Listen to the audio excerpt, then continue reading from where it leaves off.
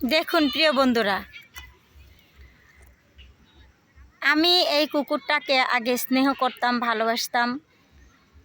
মাঝে মধ্যে একটু খাবার দাবার দিতাম, দোকান থেকে বিস্কুট কিনে দিতাম। সে আমার বাসায় ছিল।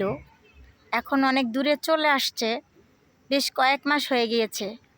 কিন্তু তবু আমি এখানে বেড়াতে আসছি, ধরেন 1 কিলোমিটার হবে, এত দূরে সে চলে আসছে এখানে একবারে ওখান থেকে। কিন্তু তারপরও আমি আমার ছেলে এখানে আসলে সে যে এইভাবে পাশে এসে বসে থাকে এবং যেখানে যাব সেখানেই সাথে সাথে যাবে।